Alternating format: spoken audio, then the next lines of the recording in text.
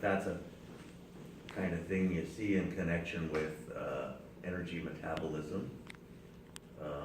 We'll talk a little bit more about it in a while. We've seen this slide before. There are two types of organisms in terms of where they get their nutrition.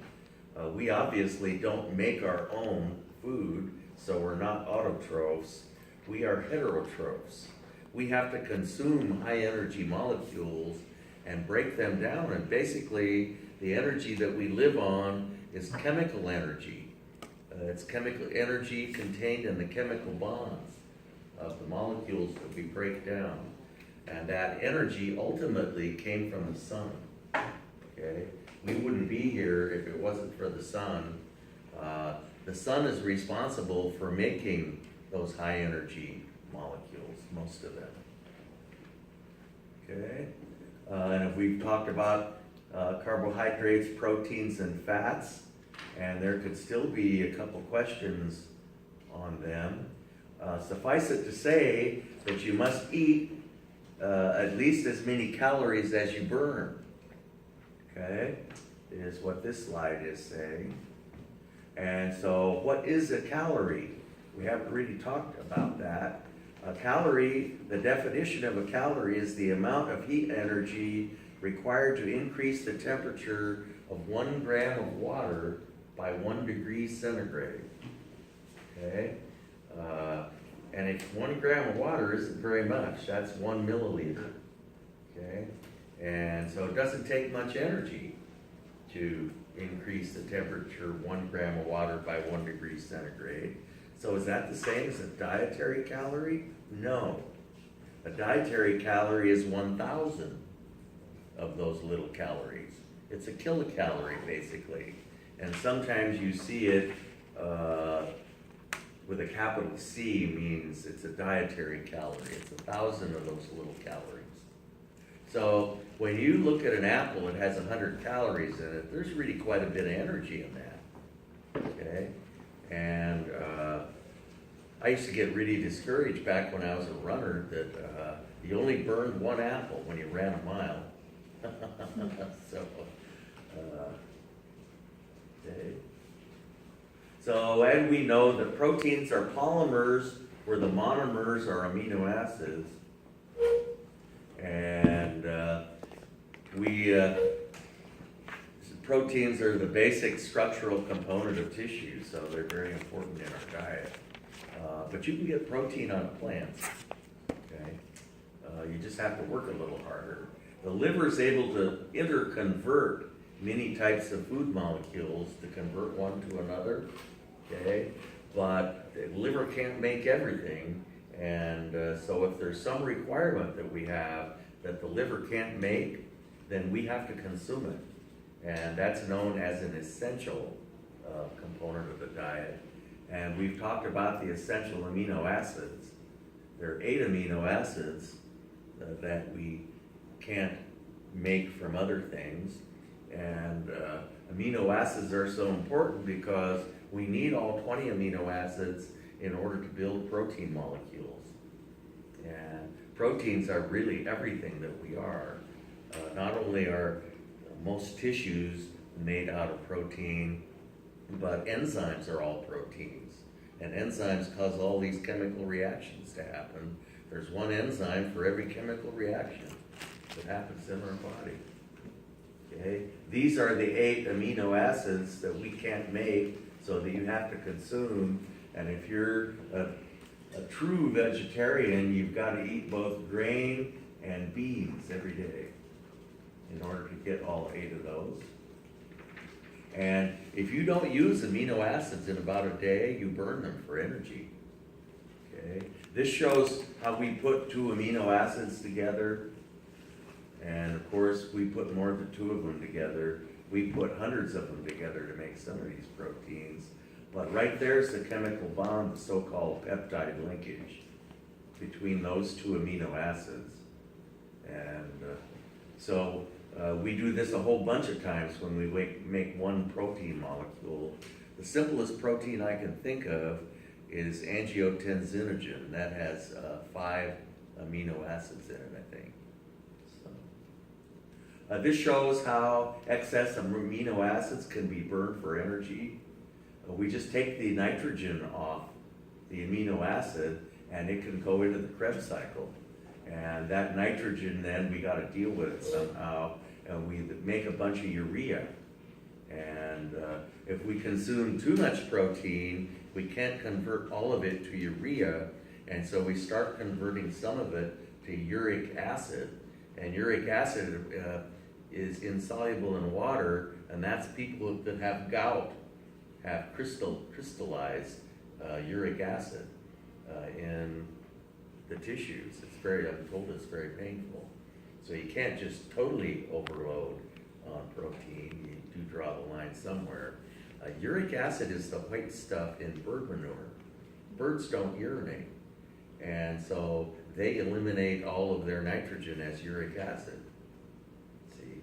And so urea, we get rid of urea in the urine because it's water soluble, and uric acid is not water soluble. It's the thing that makes bird manure white.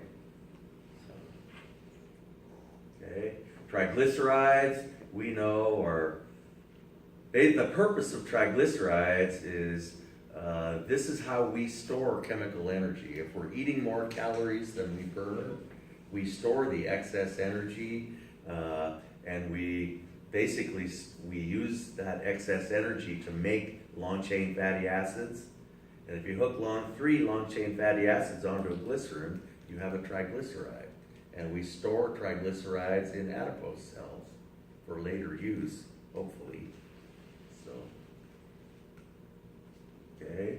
And so there's a picture of 3 long-chain fatty acids hooked onto a glycerin. Anytime you have a whole bunch of carbons in a molecule, it tends to be very nonpolar. So these triglycerides are very nonpolar. Okay, and there are 3 essential fatty acids that we actually have to have in our diet. All 3 of them are unsaturated. That's why people are realizing that we need to have a little bit of unsaturated fat in our diet. Things a little bit of olive oil or stuff like that. Any kind of liquid fat tends to be unsaturated. Solid fats tend to be saturated, like lard and Crisco and stuff like that. We use arachidonic acid to make prostaglandins, so very important, you should know that. Okay, and of course I want you to memorize that. It shows how arachidonic acid is this enzyme that we have called cyclooxygenase, converts arachidonic acid into a whole bunch of different prostaglandins. One of them is involved in blood clotting. It's quite an important one. Non-steroidal anti-inflammatories inhibit this enzyme and prevent us from making prostaglandins. These NSAIDs I'm always talking about.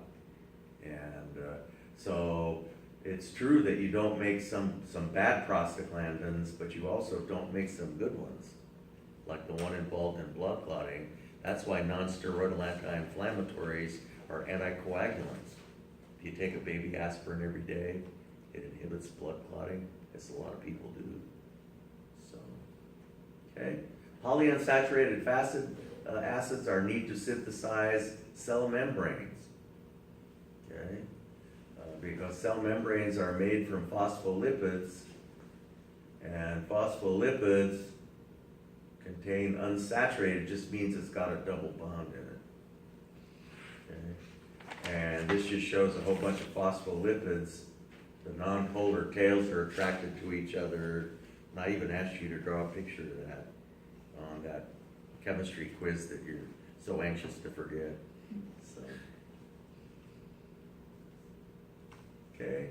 Olestra is kind of an interesting molecule. They take a sucrose, a sugar molecule, and hook a whole bunch of fatty acids on it and make this really weird molecule that's really gooey and has all these really sensual properties that we like in a food, gooey things we tend to like, but we can't digest it because this won't fit on the surface of any enzymes that we have, because it has such a weird shape, as you can see there, all those big long hydrocarbon tails sticking out. So there's triglyceride. It's very different than a triglyceride, isn't it? So no calories in Olestra, but you shouldn't load up on it, because of course the bacteria in our colon can digest it, and you don't want to feed them too much of that. Okay? Because you know what happens. Carbohydrates, well, there seem to be no essential carbohydrates. They're full of energy and they're made by plants, and they're basically where all of our high energy molecules come from.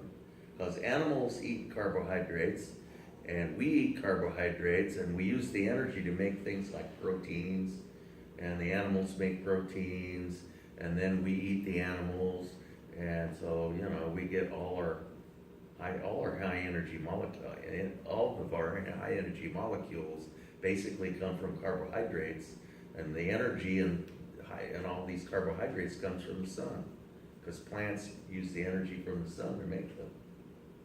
So all of our high energy molecules come from the sun.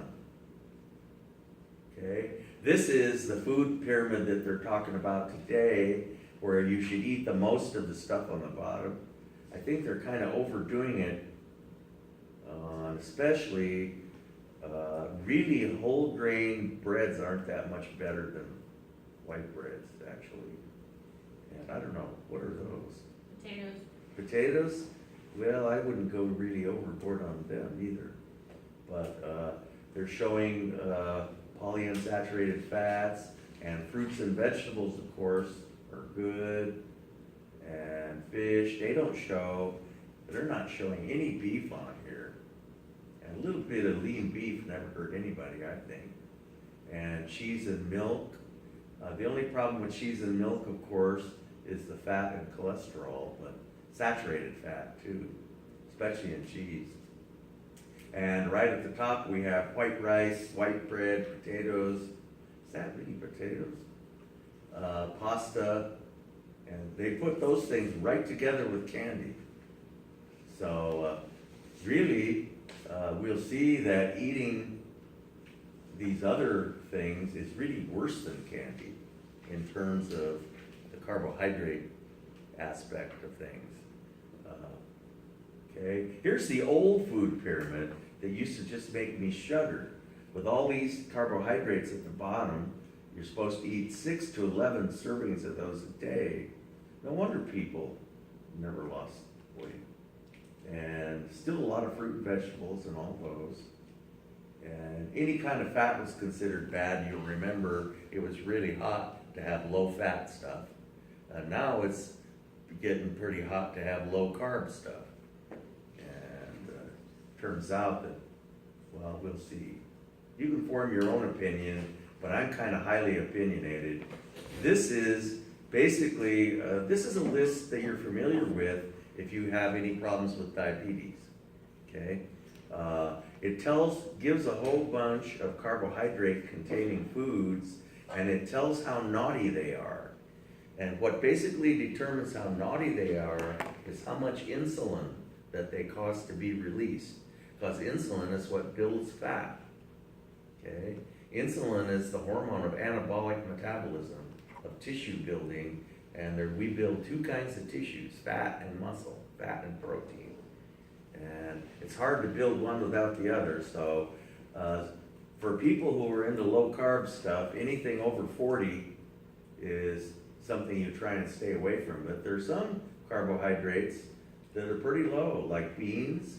Most beans are way down there, aren't they? So that's good. And even over here we see fructose.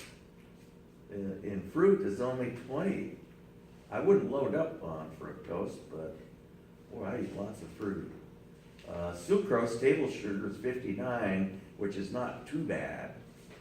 And glucose is the standard. It's 100. Maltose is even worse than glucose. And you look over here at some of these foods are pretty high. Bread and I just used to love cereal, and I just had to swear off them.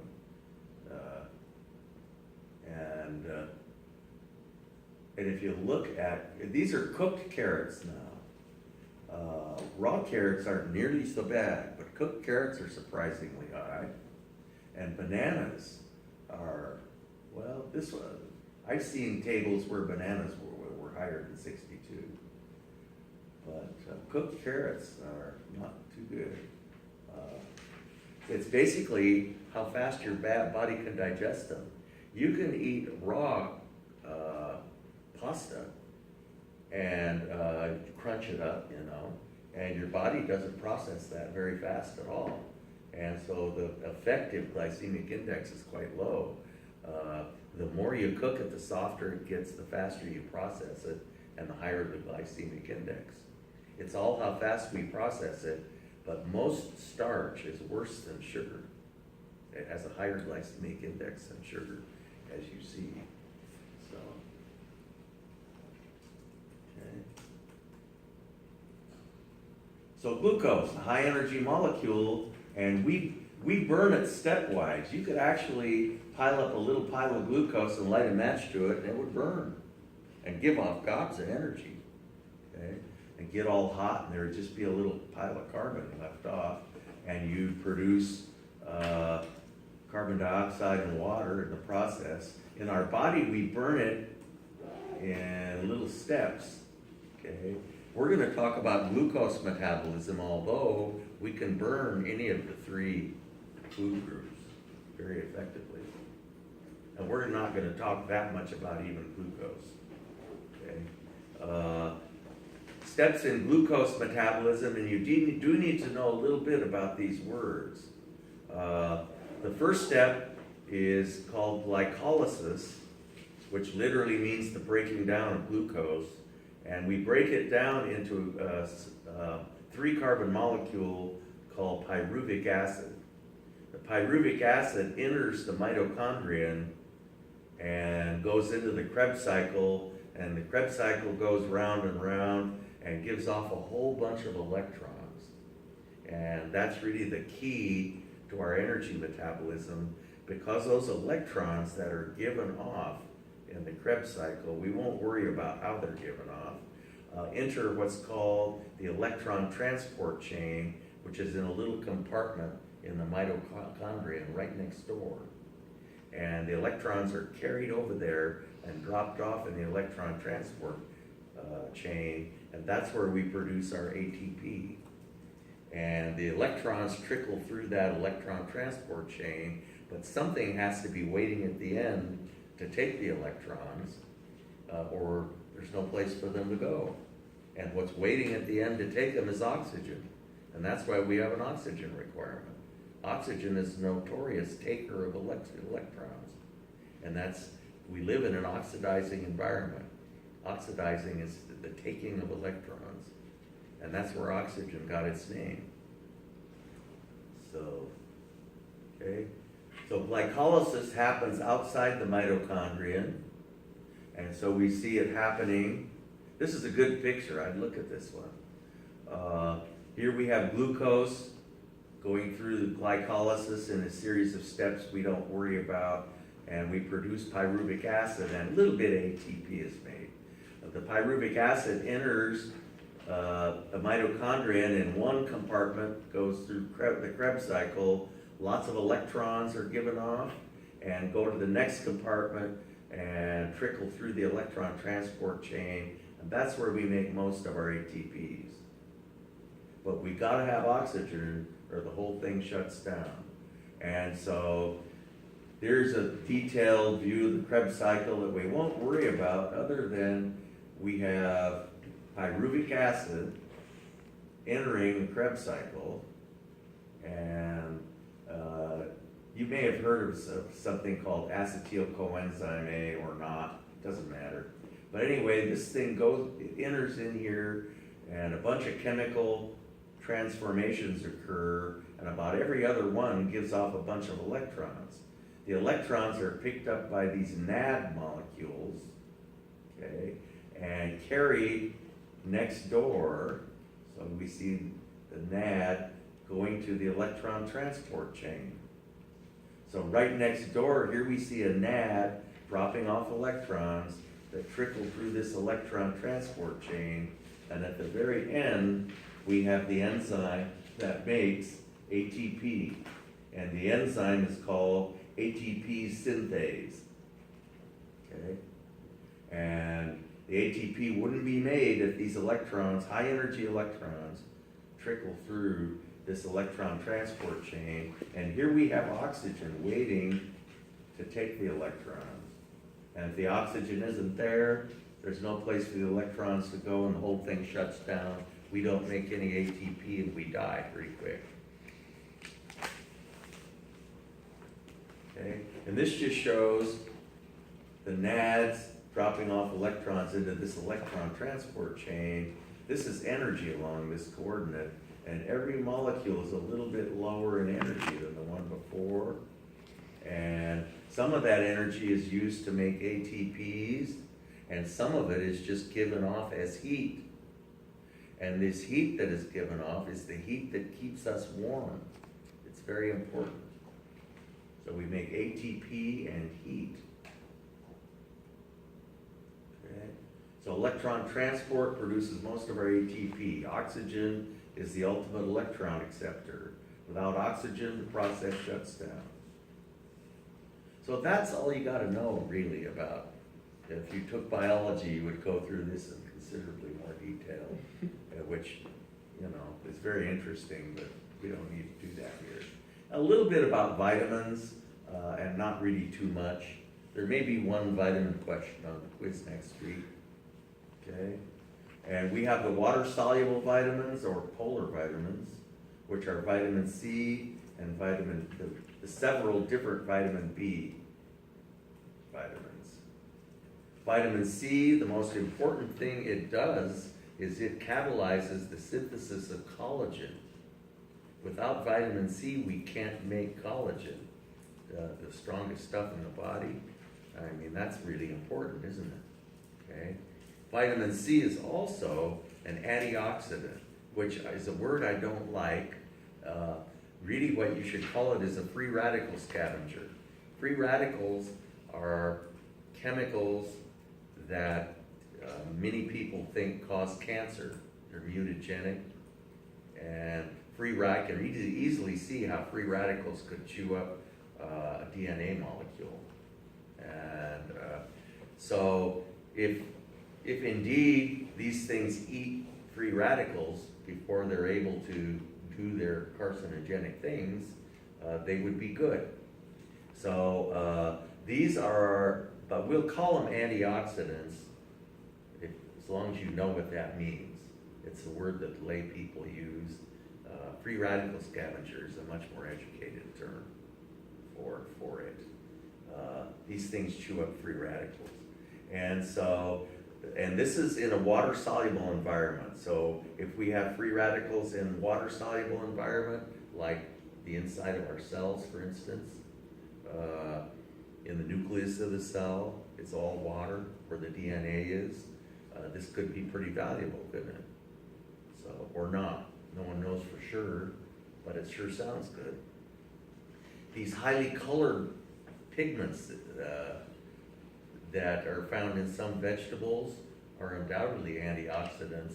Whether or not they make it to the site of where they could be used is anybody's guess. Yes? If they're polar and get to the inside of a cell, does that mean they need to be actively transported into the cell? Well, I mean, vitamin C, there's ways of getting vitamin C inside the cell. These colored things in plants, though, that's another, but they are nonpolar. See, and so nonpolar things diffuse through cell membranes. So that's basically how we deal with that. Okay. So whether or not they're starting to do studies where people that eat lots of those colored, like lycopene, and is the red pigment in tomatoes and other berries of certain types, And people that eat a lot of lycopene aren't really found to have any less cancer than people that don't. So who knows? The vitamin B molecules are all involved in energy metabolism.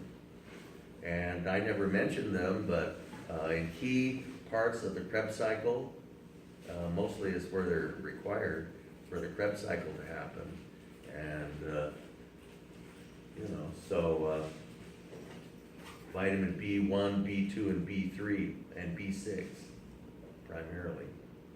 And so thiamine catalyzes the conversion of pyruvic acid to acetyl coenzyme A, and B2 and B3 become NAD and FAD, and vitamin B6 is coenzyme A. So there's vitamin B12 just for fun. It's necessary for erythrocyte formation. Pretty complicated molecule. Has a cobalt ion right in the middle. Bright red color. Why do they give B12 injections for just energy for people who are low in energy? Of B12? Maybe it helps them make more red blood cells. Maybe those people are anemic. I don't know. That's the only reason I could think of. I could see giving injections of the other B vitamins, because if they were lacking, you could just take them orally though. These B vitamins are so polar, they're eliminated rapidly, and that's why people megadose on them. B12 is not as common as the other ones. And so, but it helps us make erythrocytes. And so maybe they're just lacking maybe their red blood cell count is low. It'd help you make more red blood cells. So, but it's not, to my knowledge, involved in energy metabolism. So, okay, and red blood cells carry oxygen, and you definitely feel more energetic, I imagine. So, who knows? Give me time and I can BS anything. Sounds good. So fat-soluble vitamins, these are ones that are not eliminated by the kidneys, and so you should not megadose them. They're stored in the body. And vitamin A is involved in vision. Vitamin D is involved, it enables us to absorb calcium. Vitamin E is our antioxidant, our radical scavenger in a nonpolar environment. Vitamin K is used to make several different clotting factors. So that's in a nutshell what you see here. So a little synopsis on each of the vitamins. Free radical scavenger in a lipid-rich environment. I've heard moms swear that it promotes healing in their kids. That they would rub vitamin E salve on and get magical healing and stuff, who knows. So, okay. Yeah, found in nuts oil, I don't care where they're found. Just take a vitamin pill. It's not very aesthetic, but nuts are good though. Nuts are good to eat unless you're a peanut addict like I am. I have to stay away from them. So vitamin K has a lot to do with blood clotting. Where do we get most of our vitamin K? Bacteria in the colon. Okay? We don't have to consume much vitamin K. There's a substance in our skin called 7-dehydrocholesterol that sunlight converts it to vitamin D3. And so that's the argument for why it's good for kids to play in the sun. But, I've had too much sun in my life and I'm paying the price now. My every 6-month visit to the dermatologist. And and you can actually develop life-threatening problems. Well, most people don't. But you have to deal with these lesions that you get if you get too much sun. Also, they believe these days that a deficiency can lead to depression. And here on the coast where we supposedly don't get as much sun as other people, although I sometimes wonder about that, I think we get a lot more sun in some places. But anyway, you know, they'll have you supplement vitamin D for depression. If you're found, they'll test you for it when you get your blood work done. And if you're low on it, doesn't hurt you to take it anyway. However, if you take vitamin calcium, pardon me, is what I was trying to think of. Most calcium tablets these days have ample vitamin D with them to satisfy. They'll tell you to maybe take 400 or 500 international units vitamin D. You can easily get that in 2 calcium tabs. So, okay, very interesting photochemical process that I'd love to tell you about, but I really shouldn't. How 7-dehydrocholesterol is converted to vitamin D3. We talk about the vitamins and minerals. The minerals are metal ions that we need for various things. We need a lot of calcium ion and a fair amount of sodium and potassium and phosphate. Phosphate, why would we need phosphate? For phospholipid vitamins? Well, yeah, phospholipids, good answer, Tony. What I was thinking of was ATP, okay, because after all, it has 3 phosphates in it, adenosine triphosphate. So to make ATPs was in my mind, but sure, phospholipids too, yeah. So iron, we need a little bit less of, but still important. And we use various metal ions in a lot of enzymes. And basically you'll see, like we saw at the center of that vitamin B12, which isn't really an enzyme per se, kind of though. At the center of a lot of enzymes, you'll see a metal ion, which kind of holds the thing in its shape because various parts of this protein are attracted to the metal ion, and it holds the protein in the proper shape. And so minute amounts of copper, zinc, and magnesium are often found in many enzymes. Iodide, of course, is used to make thyroxine in the thyroid gland. Okay, the hunger center. Fat tissue, if it gets stuffed full of triglycerides, produces a substance called leptin, which supposedly induces satiety in the satiety center. And just after you eat, the stomach secretes a bunch of leptin in most people. And we've talked about cases where that might not happen. Okay, the satiety reflex takes about 20 minutes to kick in. That's why you should push away from the table